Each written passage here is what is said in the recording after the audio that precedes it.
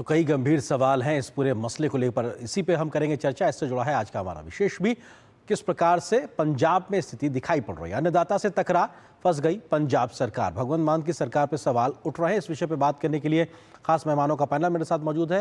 मेरे साथ हैं इशरा गुप्ता जी, जो कि आम आदमी पार्टी की समर्थक हैं। कृष्णवीर चौधरी जी हैं, अध्यक्ष भारतीय कृषक समाज संघ के, मेरे साथ स्टूडियो में मौजूद हैं। वरिष्ठ पत्रकार शेखर अय्यर जी भी हैं।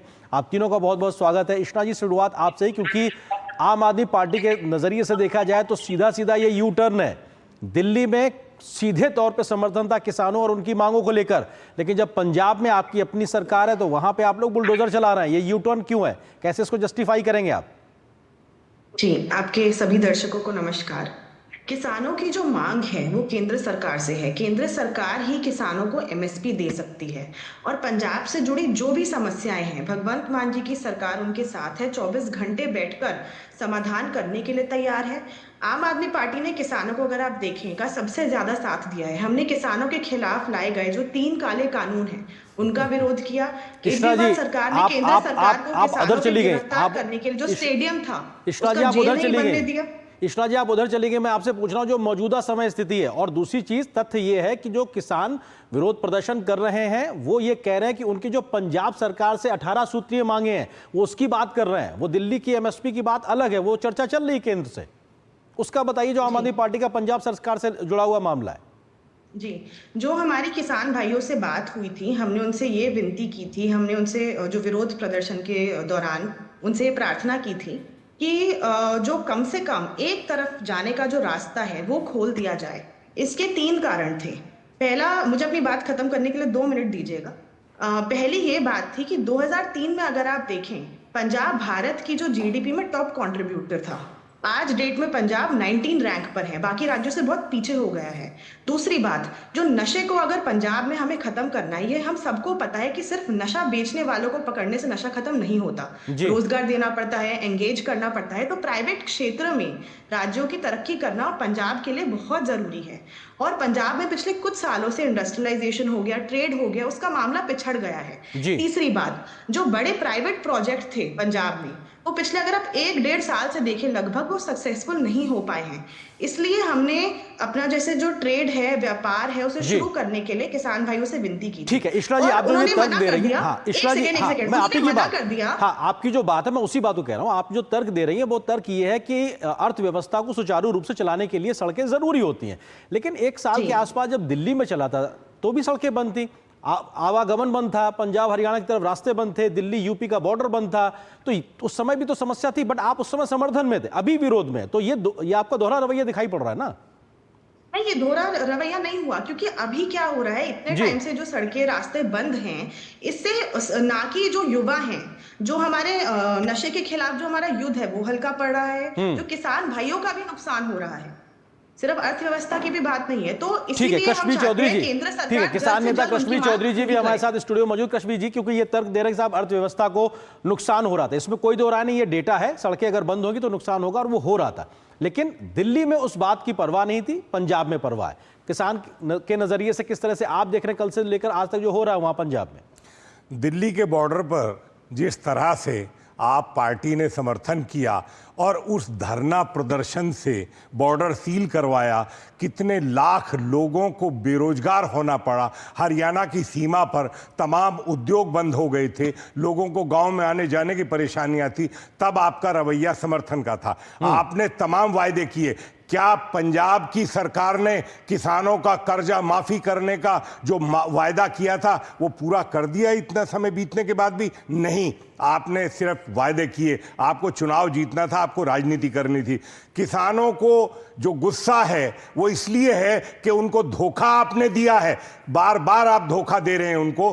13 महीने से वो बैठे हुए हैं। आप उनको चाहते हैं कि जिस तरीके से पहले दिल्ली की सीमा पे भेज दिया गया, दोबारा आज केंद्र सरकार के जो मंत्री हैं 4 बार पहले चंडीगढ़ में जाके बात कर चुके, 3 बार कृषि मंत्री बात कर चुके। जहां तक एमएसपी का सवाल है, मैं आपको ये बात बता दूं, स्पष्ट कर देता हूं कि एमएसपी पूरे देश का विषय है, और प्रदेश सरकारों का कृषि विषय है, ये आपको जानकारी होनी चाहिए। आपने वायदा किया था कि हम सारी फसलों पे एमएसपी देंगे, आपने कौन सी फसलों पे एमएसपी दे दी? तीसरी बात, जो फूड कॉर्पोरेशन ऑफ इंडिया खरीद करती है वो केंद्र सरकार के लिए करती है, चाहे धान की खरीद है, गेहूं की खरीद है, मोटे अनाज की खरीद है, दलहन की खरीद है, तिलहन की खरीद है, पूरे देश में हो रही है और पंजाब में सबसे ज्यादा खरीद हो रही है। लेकिन आप ये बताइए कि जो स्थिति कल थी वही स्थिति आज है। आज आपकी सरकार ने यू टर्न क्यों लिया? और जब पंजाब के मुख्यमंत्री ने किसानों के डेलीगेशन को बुलाया था और 18 मांग पर चर्चा थी, तो क्या वजह थी, कौन सी बात थी कि आप तत्काल बीच में मीटिंग को छोड़ के और कह दिया जो तुम्हें करना करो? बिल्कुल, आपने डायलॉग को बंद किया। क्यों किया? क्योंकि आपने जो वायदे किए पंजाब के किसानों से उस पर आप खरे नहीं उतरे। किसानों को लगता है कि उनको धोखा दिया आम आदमी पार्टी ने और चुनाव में उनका प्रयोग किया और सरकार बनाई आपने। शेखर जी, आप क्योंकि दिल्ली का आंदोलन हो या पहले के तमाम कई दशकों से आप लगातार इस प्रकार की राजनीति और जो रियल मुद्दे उनको देखते आ रहे हैं, क्या जो 18 सूत्रीय मांगों को लेकर पंजाब के किसान पंजाब की राज्य सरकार के खिलाफ तरीके से प्रदर्शन कर रहे हैं, उसको केंद्र पर डाइवर्ट करके क्या एक तरीके से फिर एक नई राजनीति या दोहरा चरित्र आम आदमी पार्टी का दिखाई पड़ रहा है यहाँ पे? शेखर जी। नहीं, बिल्कुल आर्यद्र, जो आप देख रहे हैं कि जो पूरा जो इंडिकेशन है बड़ा क्लियर है। पंजाब में एक उपचुनाव हो रहा है, जो उपचुनाव आम आदमी पार्टी के लिए बहुत इंपॉर्टेंट है और खास करके उनके नेता अरविंद केजरीवाल के लिए बड़े इंपॉर्टेंट है। वो है लुधियाना पश्चिम सीट की उपचुनाव, वो जुलाई तक होने वाला है। उनकी फीडबैक मिली है, जिस तरह पहले इस आंदोलन को छेड़ने में जो काम और लगातार ये करके आज उनको समझ आया कि इस आंदोलन की वजह से पंजाब को नुकसान हुआ है, पंजाब की इंडस्ट्री को नुकसान हुआ है, पंजाब की ट्रेड को नुकसान हुआ है, अभी पता चला है। और उनकी फीडबैक आ रही है, अगर इस आंदोलन को खत्म नहीं करेंगे, जो लुधियाने के जो ट्रेडर्स हैं उन्होंने कई बार मिलकर बात बता चुके हैं, ये आंदोलन के पीछे आप क्यों पहले लगे थे? जब भी समझौता का बात आ रही थी केंद्र सरकार के साथ, उसको बिगड़ने के काम किए। ये सोचकर ये सारी चीजें 2024 चुनाव में बीजेपी के लिए एक संकट बनेगी, लेकिन संकट नहीं बनी और उल्टा पड़ गया। अब जाके ये उल्टा कार्रवाई कर रहे हैं। जब बातचीत चल रही है, जब केंद्र सरकार चंडीगढ़ में किसान नेताओं से बातचीत कर रहा है, उस समय बुला के उनको गिरफ्तार करना, वो भी और माहौल बिगाड़ने का काम है। इसका मतलब देखिए, ये केवल मैं डबल स्टैंडर्ड की बात नहीं है। ये लगता है कि अभी एक सुसाइड मिशन हो गया। अभी एक तो पंजाब बिगड़ गया, आप अभी ड्रग चीजों की बात हो रही है कि पहले पता नहीं था जी कि पंजाब किसानों को इस तरह भड़का के जो संगठन लगे हुए थे उसमें तो आम आदमी पार्टी का बड़ा रोल था। वो दिल्ली हो या पंजाब बॉर्डर में सर उपवास रखा था। क्योंकि शेखर जी दिल्ली में जब चल रहा था तो अरविंद केजरीवाल ने उपवास रखा था, वहां जाके सुविधाएं एक तरीके से दी थी, साथ ही साथ पूरा समर्थन किया था और जो सुप्रीम कोर्ट तक मामला पहुंचा था वहां पर भी किसानों के हक में समर्थन था। लेकिन अभी बुलडोजर चलाते दिखाई पड़ रही है, तो सीधे दो अलग तस्वीरें हो गई ना।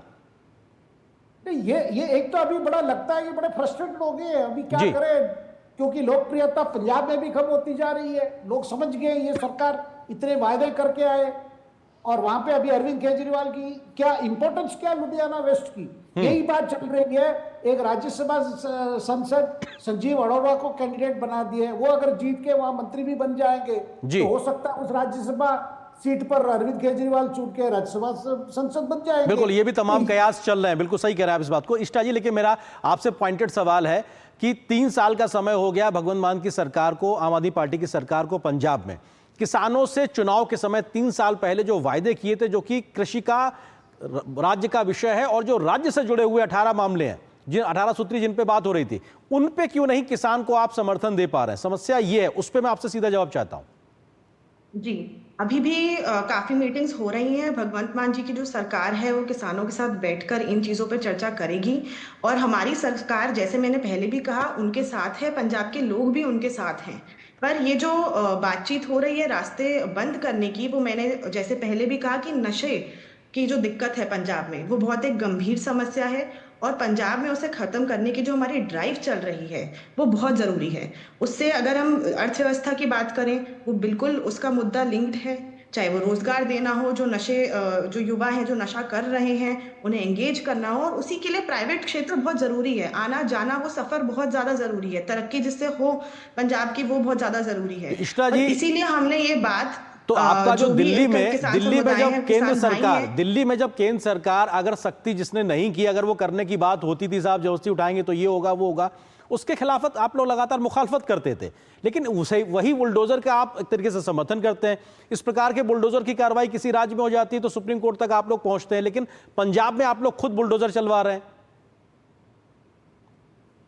जी, ये हमने जब सारे जो हमारे किसान भाई हैं, हमने जी। उनसे जब बातचीत हुई थी, हमने उनसे प्रार्थना की थी, हमने उनसे अपील की थी कि हम हमारी जो सरकार है वो उनके खिलाफ नहीं है। हम बस ये चाहते हैं कि जो रास्ता बंद करने से जो नुकसान हो रहा है वो रुक जाए, जी। जो युवाओं के खिलाफ जो नुकसान हो रहा है वो रुक जाए, क्योंकि जो कृष्णवीर हमारी जी, किसान एक नशे तरीके के से खिलाफ राज्य जो की मुहिम है, तरक्की में रोड़ा बन वो गए हैं, हल्का उनका एक पड़ तरीके रहा से है। तर्क ही है। कृष्णवीर जी, किसान पंजाब की तरक्की का रोड़ा हो गए हैं।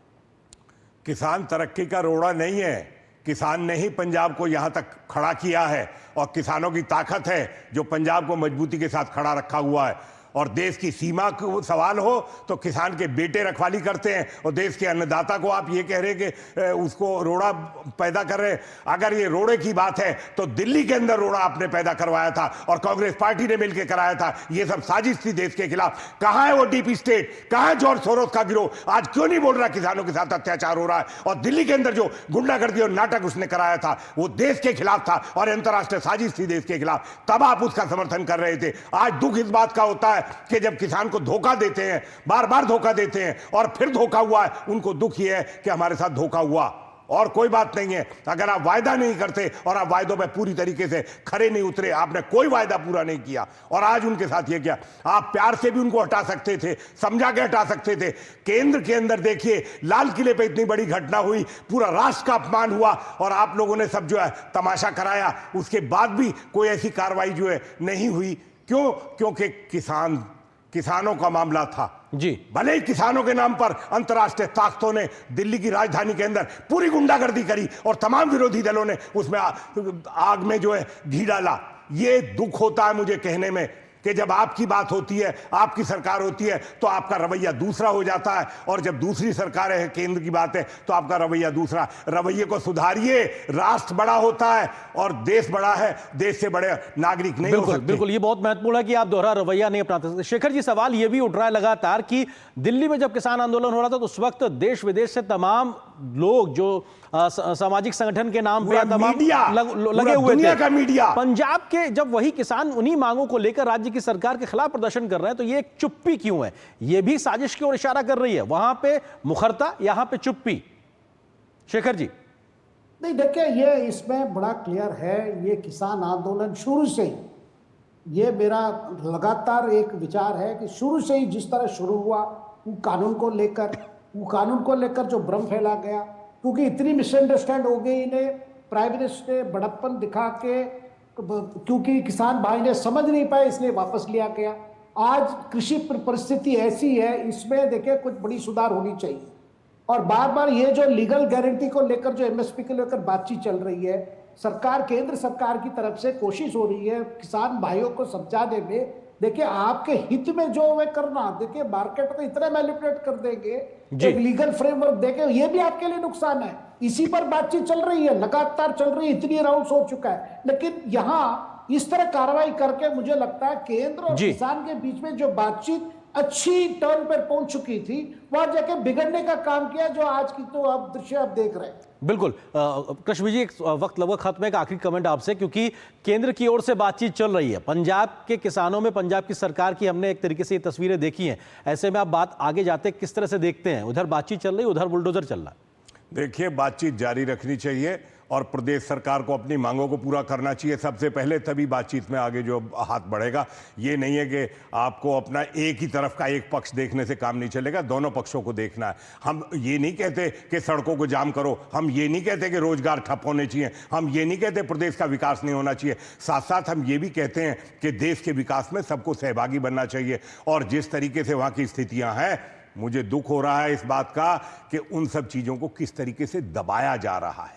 मैं आपको स्पष्ट शब्दों में कह रहा हूं, वहां की चीजों को नहीं उजागर किया जा रहा, दिखाया नहीं जा रहा। ये कौन सी तरीका है? संक्षेप में, क्योंकि एक पॉइंट ये भी है कि केंद्र से लगातार वार्ता भी चल रही, 7 दौर हो गए, 8वें दौर की मई में वार्ता है, उतारने के लिए ये हुआ। और दूसरा चीज ये कि लगातार हम अगर किसान हित में फैसले देखें मोदी सरकार के, तो वो भी आपको लगता है कि वो जमीन पर दिखाई पड़ रहा है?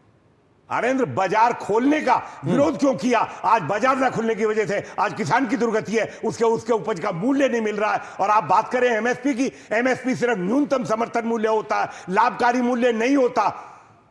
हमने स्वामीनाथन कमीशन की रिपोर्ट में, मेरा योगदान है उस रिपोर्ट को तैयार करने में, मुझे मालूम है हमारी स्थितियां क्या है। हम चाहते हैं कि बाजार में किसान खड़ा हो, और प्रधानमंत्री जी ने जो कानून बनाए थे वो बाजार को मजबूत, किसान को मजबूत करने के लिए, खड़ा करने के लिए था, जिसका विरोध किया। विरोध पॉलिटिकल विरोध था। बिल्कुल, राजनीतिक विरोध नहीं होना चाहिए, समस्याओं का समाधान, बातचीत, समाधान निकालने की कोशिश होनी चाहिए। फिलहाल वक्त इतनी अनुमति दे रहा, आप तीनों का बहुत बहुत शुक्रिया हमारे साथ जुड़ने के लिए, इस खबर पर विस्तार से बात करने के लिए शुक्रिया।